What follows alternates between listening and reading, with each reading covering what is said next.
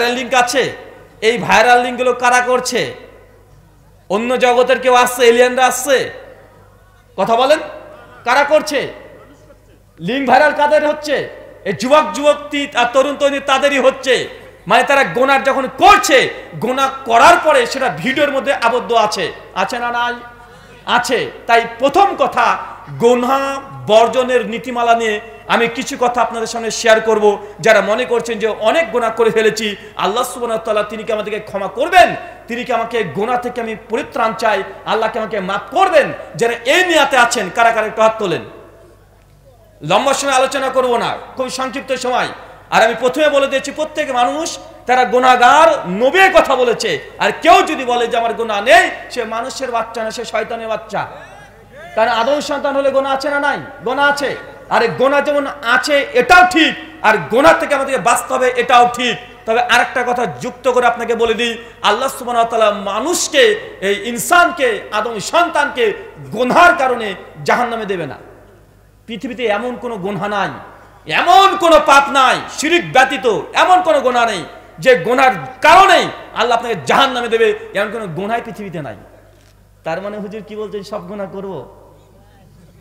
গুনাহের লাইসেন্স দিলাম না। গুনাহ মানুষকে জাহান্নামে চিরস্থায়ী করতে পারে না শিরক ব্যতীত। তবে গুনাহ করার পরে যারা আল্লাহর কাছে তওবা করে না, আল্লাহর দিকে আবার ফিরে আসে না, নিজের ভুলকে স্বীকার করে না, এদের জন্য জাহান্নাম। যে ছোট্ট একটা গুনাহ করে কিন্তু আল্লাহর কাছে ক্ষমা চায়নি কোনোদিন, যে আল্লাহ আমি গুনাহটা করেছি, পাপটা করেছি, আল্লাহ তুমি ক্ষমা করে দাও, এই কথা যদি জবান থেকে না বলেন, অন্তর থেকে না বলেন, একটা ছোট্ট ছোট্ট খুবই ছোট্ট কাজের জন্য আপনাকে জাহান্নামে যেতে হবে।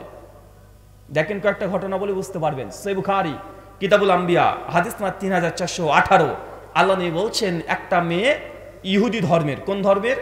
ইহুদি ধর্মের। কর্ম হচ্ছে বেশ্যাবৃত্তি করা। কি কাজ করা? বেশ্যাবৃত্তি করা।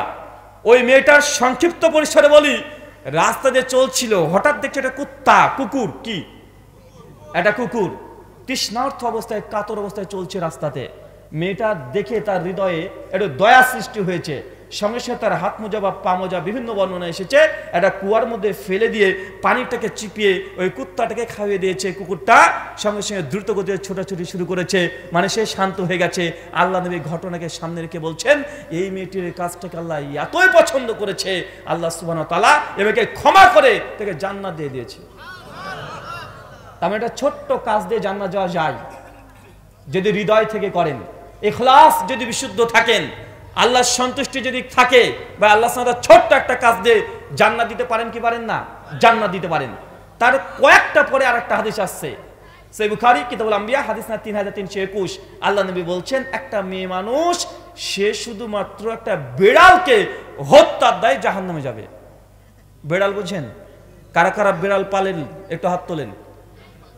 জি, কার কার বাড়িতে পাখি আছে, পাখি পালেন খাঁচার মধ্যে পুরে? আছে না ভাইজান? আল্লাহ নবী বলছেন যে ওই মেয়েটি একটা বিড়ালকে পালতো, তো বিড়ালটি মাঝে মধ্যে তার ক্ষতি করে দিত। এই কারণে রাগ করে বিড়ালটিকে বেঁধে রেখেছিল। আর বেঁধে রাখার কারণে বিড়ালের উপরে দায়িত্ব পালন করে যথাসময়ে খাবার দেয় নাই, আর ক্ষুধার কারণে এই বিড়ালটা মারা যায়।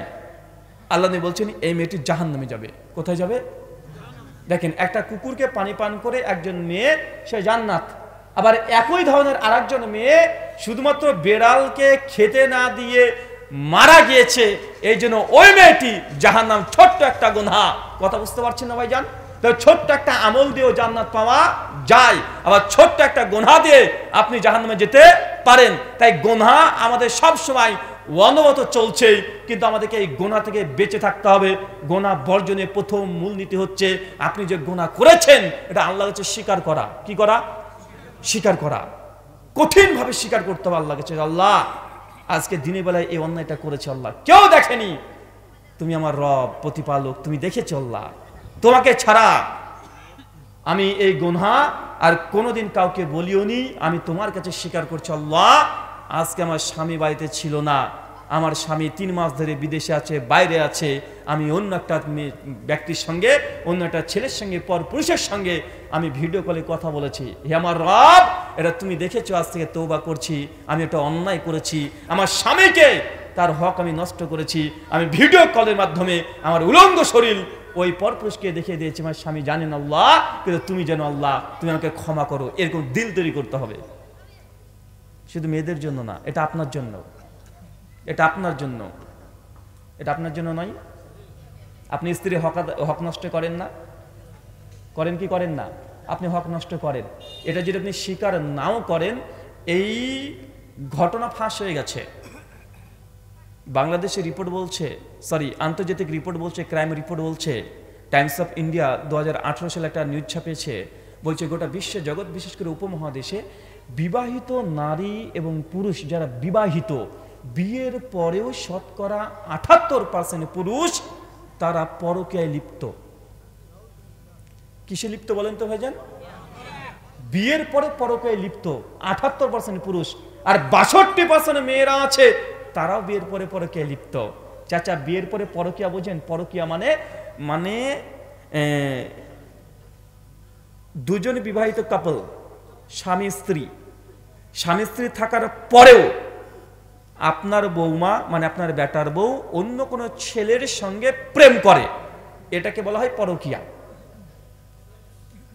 আর এটা হচ্ছে আন্তর্জাতিক রিপোর্ট। আপনি যতই গোপন করেন, রিপোর্ট কিন্তু ফাঁস হয়ে গেছে। এটা কোরআন হাদিসের কথা না, এটা আন্তর্জাতিক ক্রাইম রিপোর্ট বলছে বিয়ের পরে 78% পুরুষরা তারা পরকীয়ার সম্পর্কে লিপ্ত। এখানে কারা কারা বিয়ে করেছেন আর কারা কারা এটার সঙ্গে যুক্ত আছেন আপনার নিজের সাক্ষী দিতে পারবেন।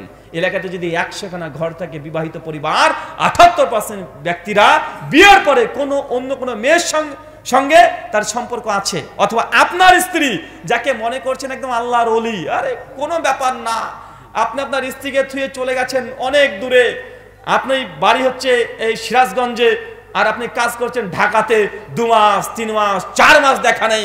ভাই এমন আছে না নাই? কথা বলেন। ও বেচা কিনা করছে, ইনকাম করতে গিয়েছে, স্ত্রীকে বাড়িতে থুয়ে চলে গেছে, মনে করছে স্ত্রী ওর ফেরেশতা, কেউ তাকে দেখে না, মানুষও দেখতে পায় না, জিনও দেখতে পায় না, স্পর্শ করবে না, এমন একটা ভাব ভাই সমাজে আছে না নাই? ওমর ইবনুল খাত্তাব রাদিয়াল্লাহু তাআলা আনহুর খিলাফতের সময়তে ওমর বিন খাত্তাব যুদ্ধের জন্য কিছু সৈনিক পাঠিয়েছিলেন। এই হাদিস আছে আল কানজুল উম্মাল আলী মুত্তাকি হিন্দির 18170 নম্বর হাদিস, সেই সনদে ঘটনা বর্ণনা আছে। ওমর বিন খাত্তাবের জামানায় ওমর বিন খাত্তাব কিছু সৈনিক পাঠিয়েছিলেন যুদ্ধের জন্য কোন এক জায়গাতে, প্রায় 4-5 মাস ধরে তারা আছে। ওমর বিন খাত্তাব একদিন রাত্রিবাতে, গভীর রাত্রিতে তার এলাকাতে তিনি পরিদর্শন করছেন যে আমার খিলাফত কালে কোনো মানুষের অন্ধকারে হোক আর দিনের বেলায় হোক তাদের কোনো সমস্যা হচ্ছে কিনা দেখার জন্য তিনি ঘুরে বেড়াচ্ছেন।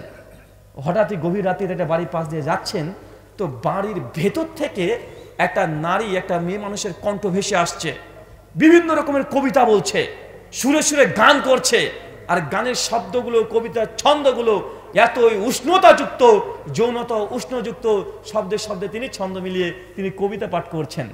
ওমর বিন খাত্তাব তার এই কবিতার ভাষা শুনে তিনি আতঙ্কিত হয়ে গেছেন যে মেয়েটি যেসব কবিতা বলছে আর তার ভেতর এখন যা চলছে, আমি ওমর বিন খাত্তাব আমার জামানায়, আমার খিলাফতে যদি এই মেয়েটি আমার কোনো অপরাধের কারণে যদি মেয়েটা ব্যভিচারী হয়ে যায়, এর দায়ভার আমার উপরে আর পাবে। কথা বুঝতে পারছেন?